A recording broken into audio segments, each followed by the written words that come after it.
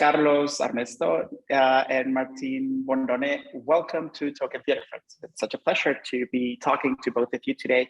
To get started, can you let our viewers and our listeners know what Odd Man Out is? Oh my gosh. Okay. So Odd Man Out is a very exciting, immersive experience in complete darkness. You go into a space and you are blindfolded and you experience the life of a blind man flying from New York to Argentina. And as you are in the space, you start feeling the world as he feels it. You hear, you smell, you taste, and you touch, but you don't see anything. And what occurs is on the flight that he's going on, he starts talking to his neighbors on the plane, and his memories start coming alive, and you start experiencing them as he does. And you find out why he's going to Argentina, and it's a beautiful, beautiful love story that we've created. It's our first international production, also in English and Spanish, and we are very proud about the result, because it's very challenging, the idea of talking about two different cultures, and the story is also a story about how we can understand the world and how we can make a judgment about another person, about how the person is look and not in the reality of the people, no? Right. It's basically a way of living in someone else's shoes and being able to elicit a sense of empathy in the audience. But it's really what's exciting about it for us and when we created it. This is a story that can be experienced by almost anyone, sighted or not sighted, and they will be experiencing the world in the same way. So that's an exciting part of it for us. Carlos, you said the key word, you said empathy, and all the arts basically, every art says that it's the ultimate way of achieving empathy. Painting does that, literature does that, theater does that, music does that. So I want you to go back in your lives, maybe when you were little. When did you figure out that theater specifically could become this empathy machine that you put into practice with your work? Martin, I'll let you feel Yes. I am been doing theater since high school. So when I went to Buenos Aires to study in the university, I started studying economics because I wanted to change the world using the economic tool. And then I started working in parallel in a theater as an actor. So I started living from the art and working in an NGO as an economist. So it's what the opposite of what normal is. And when I started working in Teatro Ciego, blind theater of Pitch Black, now it's the commercial name from Teatro Ciego in New York, I discovered a totally different world, and I started doing theater with emotions and doing theater with the sense of the audience, stimulating the perception, how the people react in this world. Normally, you are used to understand the world with your eyes, and what you see is normally the reality. But when I start working in this kind of immersive experience and immersive theater, I can understand how you can change the people's life. And it's not only about the people who go to the theater as an audience, because we work also with visually impaired actors, and it's also life challenging for the people who start working in a profession that normally is not for people with disabilities. I think the theater is something very human, very primitive, because the first theatrical experience is maybe the cave, in the caveman talking the story about the hunting in the fire, And this was the first theatrical play. And then the narration about a story or something like this. It's very, very human. And it's one of the last way of arts that you need to have a human being to perform the show with these different technologies, the music and the cinema. It's more techy in these times, but theater remain very, unique and real, and that make the people feel when attend to a theatrical play. I mean, for me, it was very much, I was much like Martin, I was a non-theater person. I initially started as a chemical engineer. I went to MIT to become a chemical engineer. And part of our requirements were that you had to take 8 classes of humanities, arts, and social sciences. And I was petrified of drama people, but my amazing friend, who was the president of my fraternity, her name was Samira Iyengar, and she's this incredible theater artist from India, and she's like, Carlos, you must take this acting class. You just must. And I'm like, but no. And I explained to her the trauma that I had, and she says, no. You have to understand.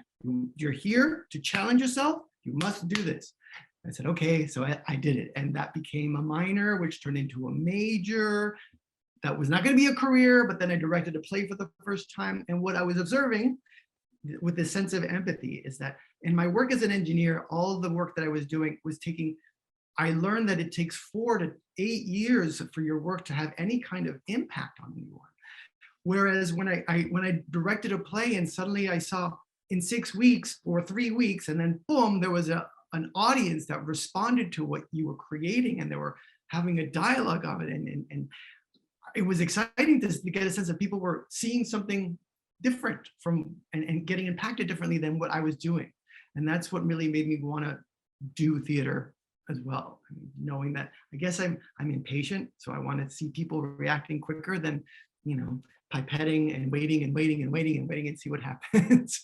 So that's I like touching people, and I think it's much more immediate, touching in a moving sense, and I like to get a sense of immediate response in some way. So that's the wonderful thing about theater for me. In so many ways, and I don't want to, I'm not encouraging people to drop their careers and go try to find something else, but in so many ways, the pandemic and this times that we're living in have invited people to take a look at their lives and maybe realize, hey, I don't want to be doing this job anymore, so I'm going to try something else. So for those people that are watching and listening to this, I'm curious if, in your case, Carlos, specifically about chemical engineering, and for you, Martin, my dad's an economist also, so trust me, I listen to a lot of economics talk. But I wonder if anything in this fields that you were doing before theater, did you find that you imported anything from chemical engineering and economics into how you make theater? Yes, I think definitely, because for example, for me, I am also producer because we are an independent organization here in Argentina, so we are like a little company.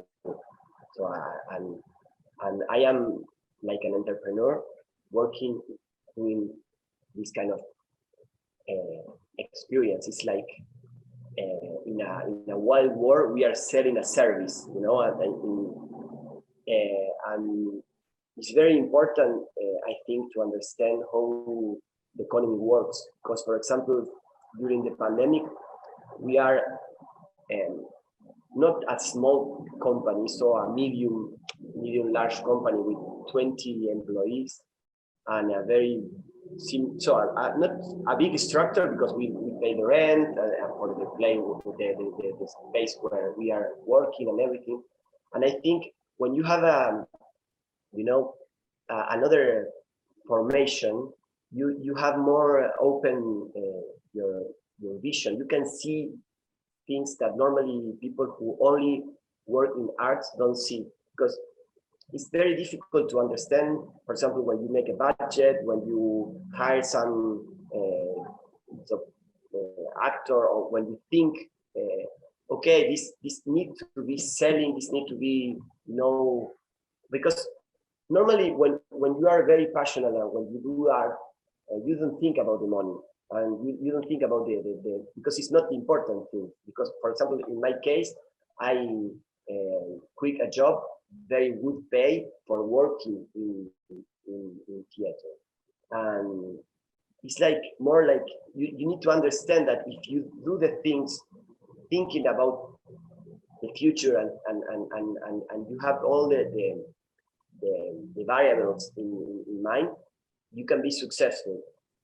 Here in Argentina, because the economy is very crazy, and also in another country that more important, for example, with Carlos, we are very similar way of thinking, because we have another skills, and it's very important to have many different kind of skills to do something. Not only, for example, for Carlos says, if you want to be a chemical engineer, you need to work with your personality and how to you speak to the people. It's very important to have different kind of skills.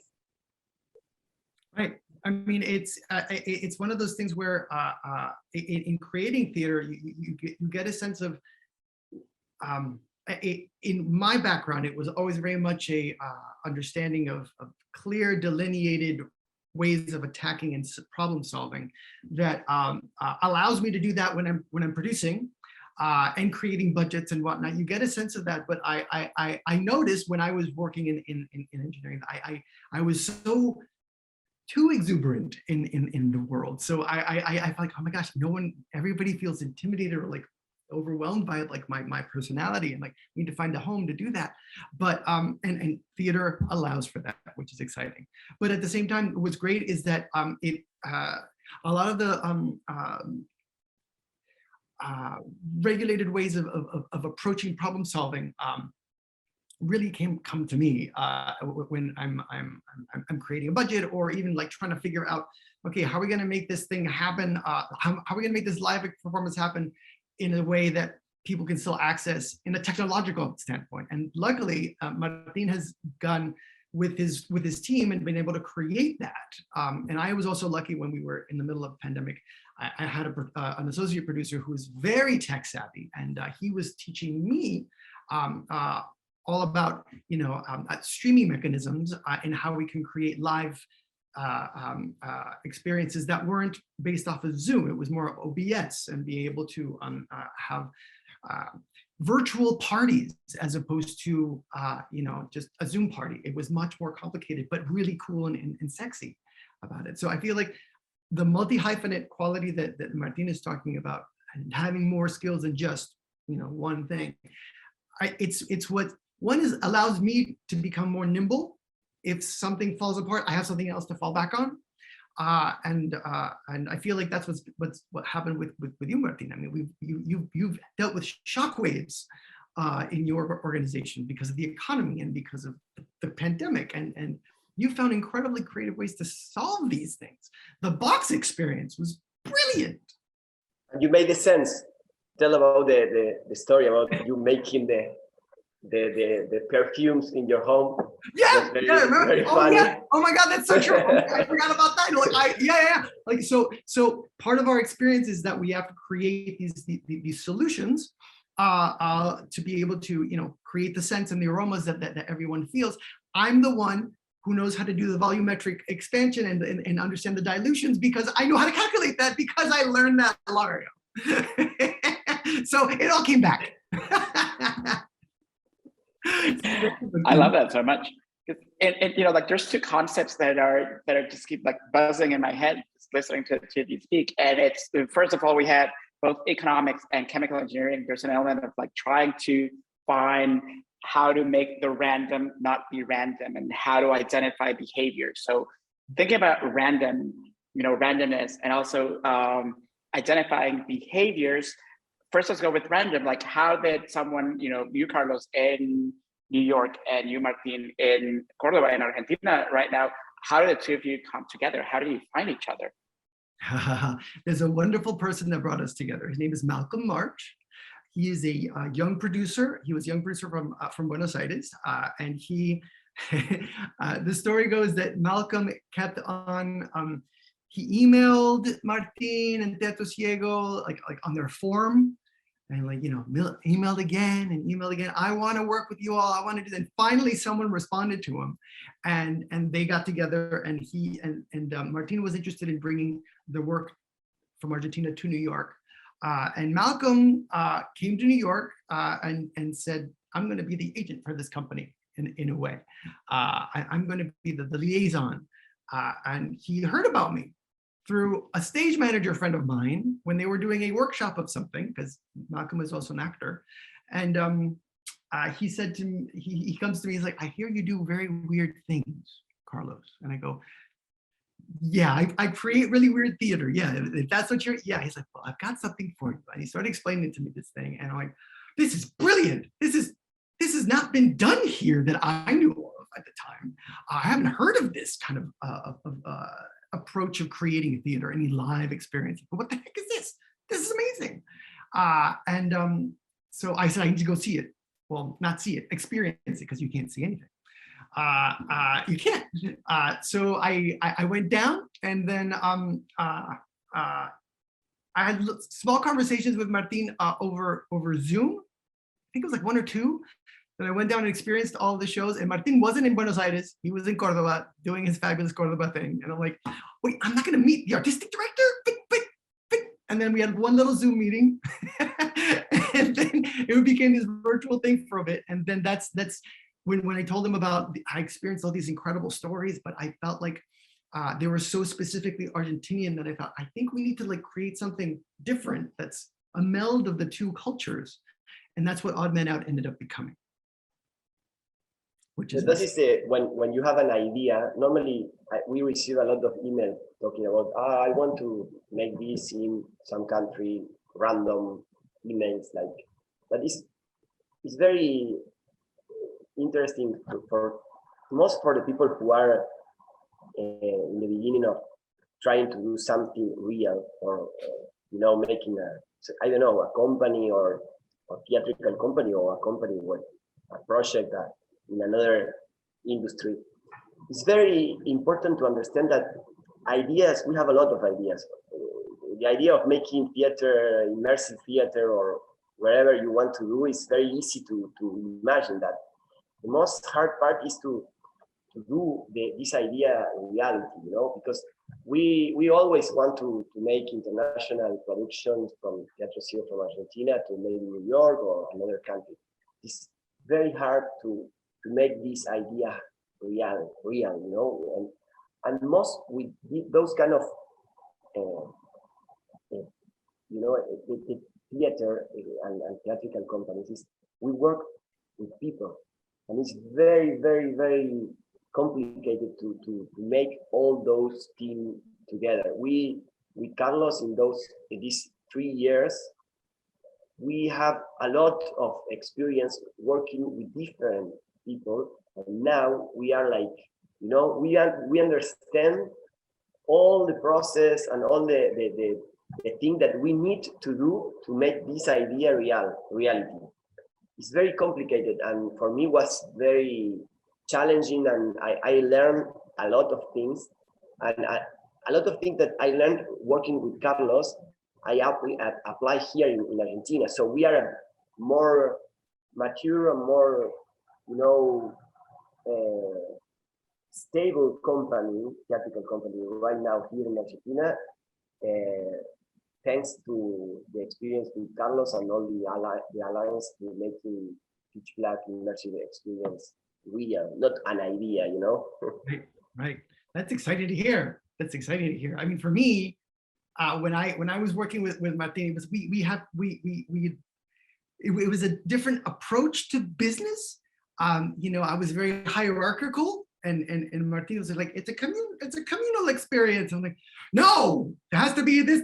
And you're like, Carlos, you have to talk about this. I'm like, and so there was a way of being able to think about hierarchies were different, and he and I are equal partners in this whole thing, and it feels like we're actually creating this in a very synergistic way. Well, for a big challenge for me is we've always, of course, I speak Spanish and fluently, but I didn't speak business Spanish, and I didn't speak Argentine business Spanish, which is its own special thing. So I had to learn what that vocabulary was, and oh my God, that was a thing for me. So I appreciate the education, Martin. Yeah, and more important, Cordobés from my region that we are. Cordobés, oh my gosh. Yeah. It was very funny. But no, but it's very interesting to think that it's not only language, it's more about culture, because when we can talk the same language, but we think different, and it's very funny to understand that. When for me it was like I took like a year to understand how the theatrical industry works in the US. It was very, and that is very important to understand that maybe when you talk about an issue, the point of view are totally different, and the way of solving this issue is extremely different. So that would be a sort of wellness, because you have two extremely different point of view to solve the same problem. And the one of the things that I learned about the pandemic is how we are all connected, because the virus make the pandemic is so this connection is like we are all humans and we are all reacting to the same external factors. Yeah. And I think that we can talk about the arts and about the theater like a virus, and because the personal reaction and the personal emotion that make you in your body and with your sense is the same. And I can see that with Pitch Black and with Otman Out. How the people talk about the play, how the people react about the play, is very similar. When I read the articles and I read the reviews and how the people, and also the economical and artistic process of, starting very, very slow, and when we said to the people that we are doing theater in the darkness, and what theater without light? What is that? It's the people are like, it's not so good because you have nothing to see, and it's very, you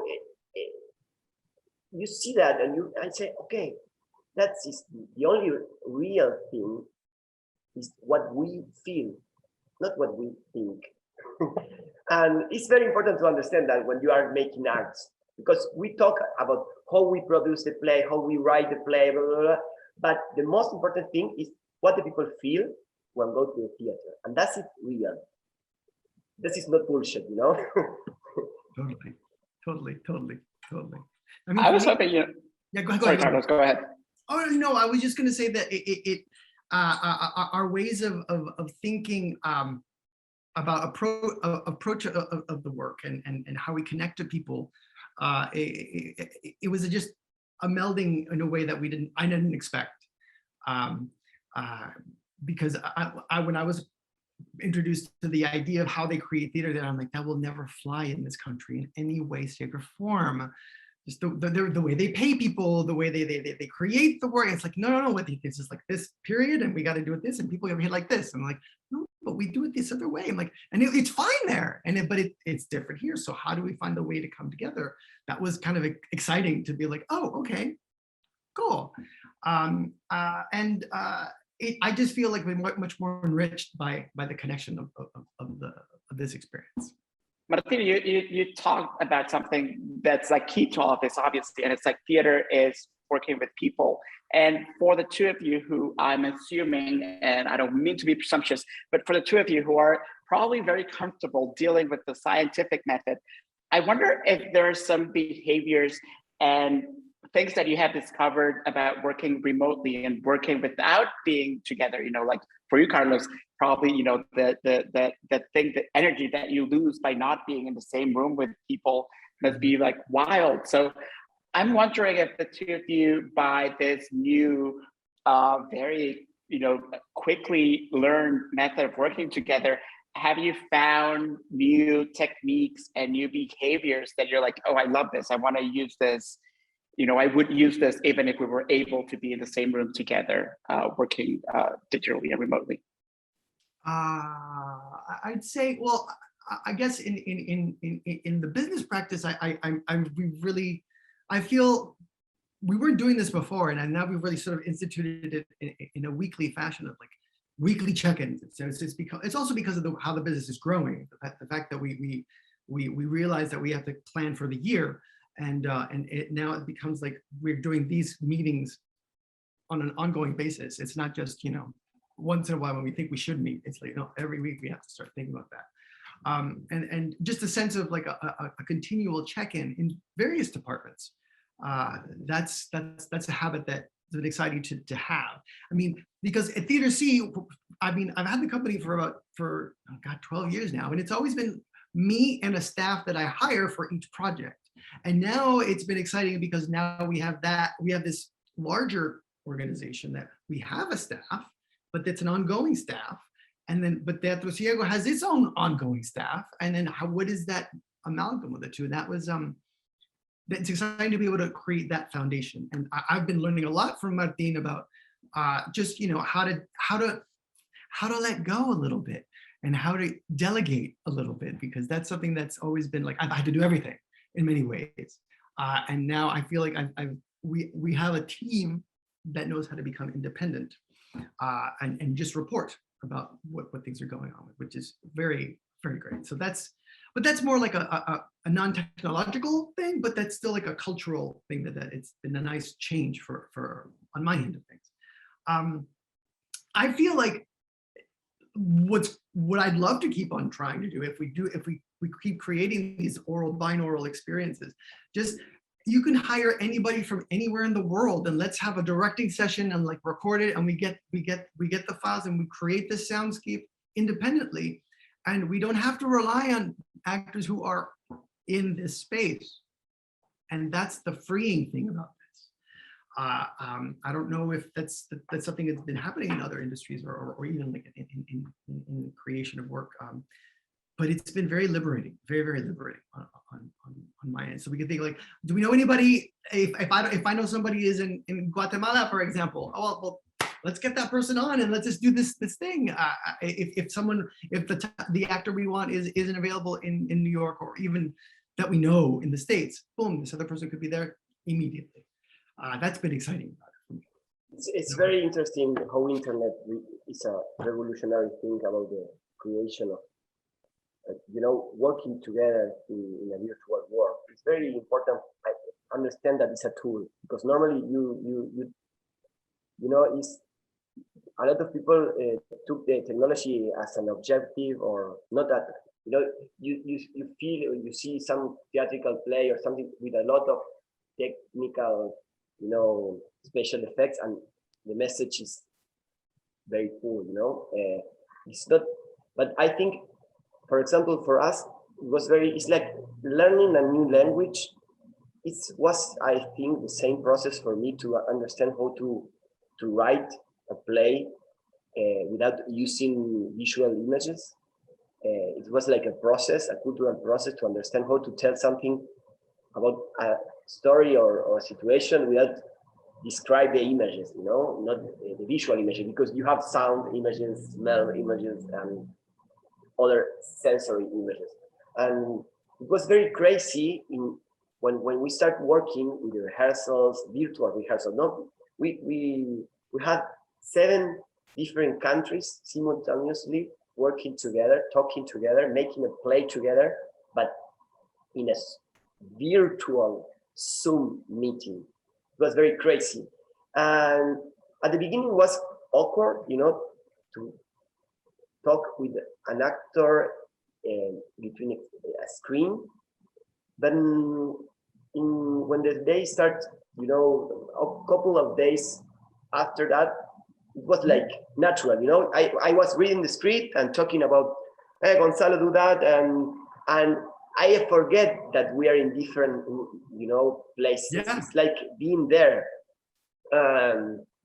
because I think in some way was easier for us to work like that, because we work with the voices of the actors. And maybe a more traditional theatrical play, you need the body of the actor and see how the actor moves in space and how he reacts to the dialogue with the other actor, and it's more physical.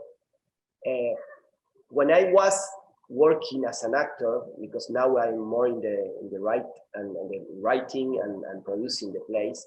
When I was a pitch black immersive actor, it was very crazy to dissociate the body from the speech.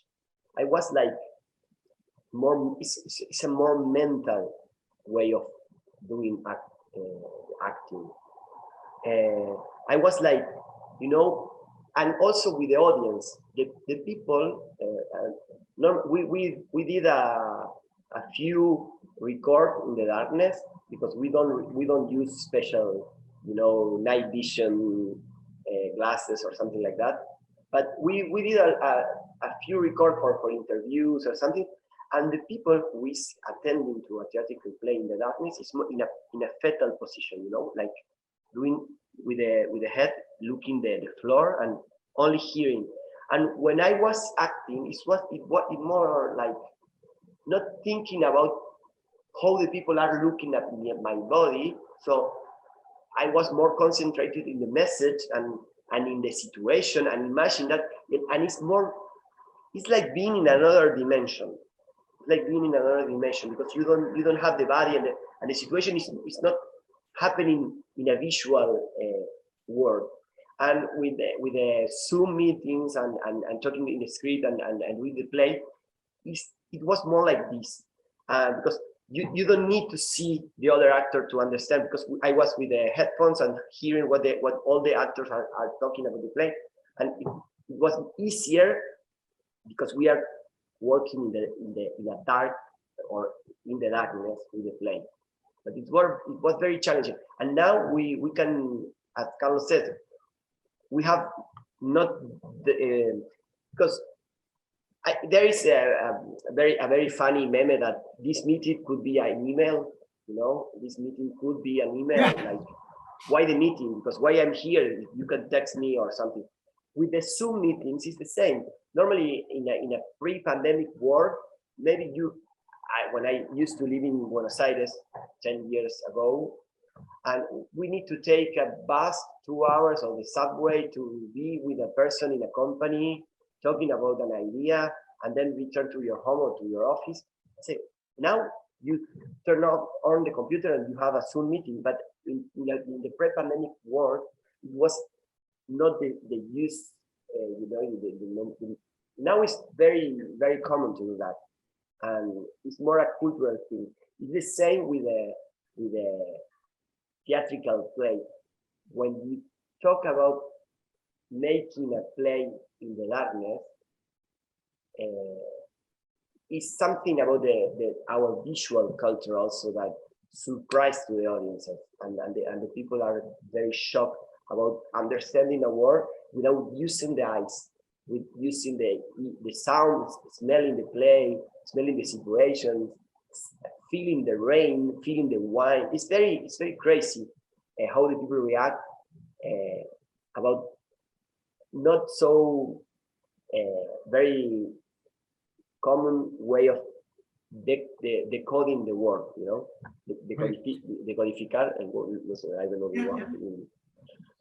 About the understanding. I mean, like what's interesting when I experienced it for the first time, it was amazing walking into that space, and for the first 5 minutes, it's uncomfortable. You feel a little, almost like you're slightly suffocating because you're wanting your eyes to see something and you can't. And then there comes to a point where you just let that go. But it's a point where you're like, wait, what do you do? And people have gotten uncomfortable. People have walked out. They're like, oh, I can't do this. I can't do this. And that's totally fine. And it's not for them, and that's okay. But what happens when you lean into it is kind of amazing, because suddenly you start creating your own visual story, just like when you're reading a book and you start creating what it would look like for you. That's what happens in this experience, as opposed to when you go see a play, you see what the intention was. And this is a completely different, that allows your imagination to go and wander, which is kind of exciting. Okay, so the two of you are inviting people to try something that some of them have never tried before. So, you know, to get them used to that idea, I was hoping you could share something outside of work, you know, something that's not involving Zoom meetings and creating theater by digital means, something that you tried for the first time during the pandemic that you never thought you'd do before. And now you're like, okay, that was pretty cool. Like a new event completely, a new experience. Yeah, maybe something you never thought you'd do before. I mean, in a non-war situation, I learned how to cook. I learned how to cook really, really well. I made all these incredible dishes. I made beef bourguignon. I made coq au vin, and it was good. And then I had a Thanksgiving with coq au vin, and I did a Mrs. Maisel's brisket and it came out amazing. Thank you. Okay, this was a little virtual. I mean, thank you, Binging with Babish, for like creating all these incredible videos of how to make these things. They're so good. But it became sort of a,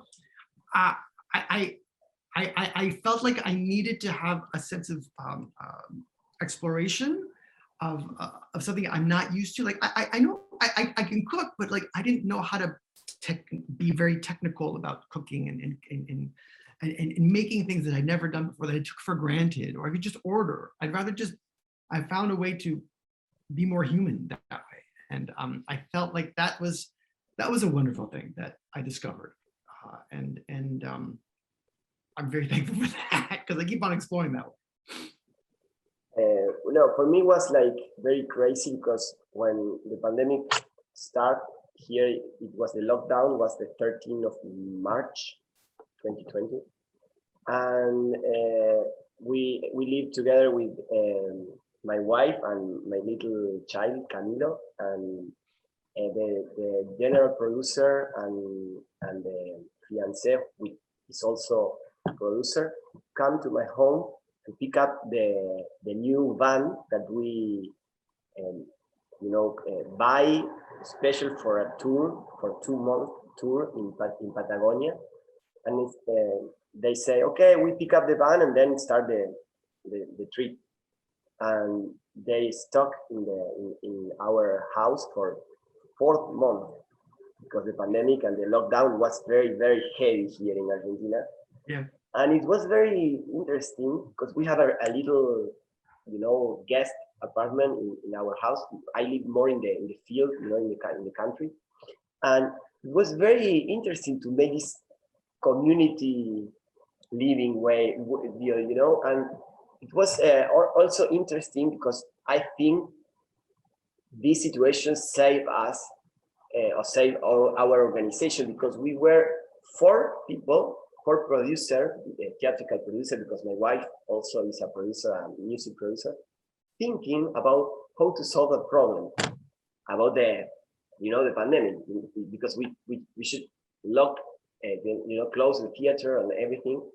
It was like, I love the Apollo 13 movie when the spaceship is broken, and the engineer need to figure out how to make something that the oxygen can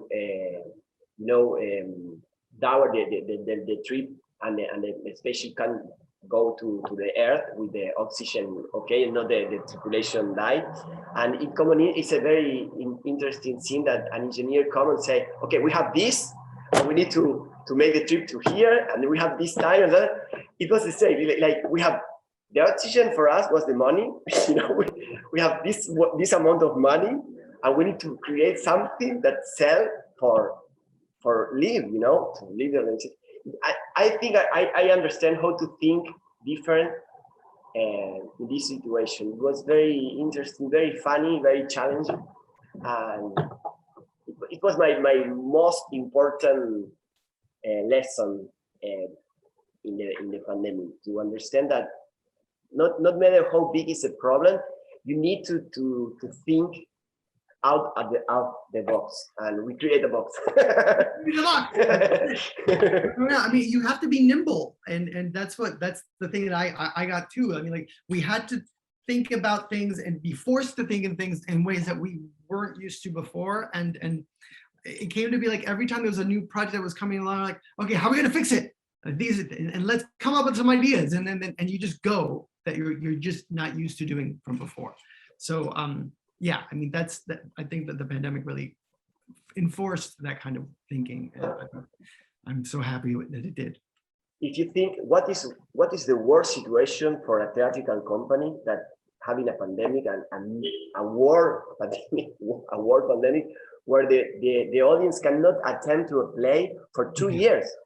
What is I don't know, a zombie apocalypse or a nuclear war? I don't know. It's like in your worst nightmare, it's the worst thing that you can challenge, you can face for a theatrical company. And with Carlos, we face it, and we create a new product, an international production during this period of time. Right. And I think it's when you look back and see, okay, I could make it, so I don't have pray to another situation, because I can solve this huge problem. Now is, I don't know what problem can be huge than this problem. Yeah. So, Bring me more. yeah, bring me Bring more. me more. Bring me more. Let's see it. We did it once, let's do it again. So that's the idea. Yeah. Carlos and Martin, thank you so much for joining me. Tickets for Odd Man Out are available through February 19th. So get to that. It's available in Spanish and English, which is a beauty in itself. So go see it if you can. Thank you. And I hope to talk to you both of you soon.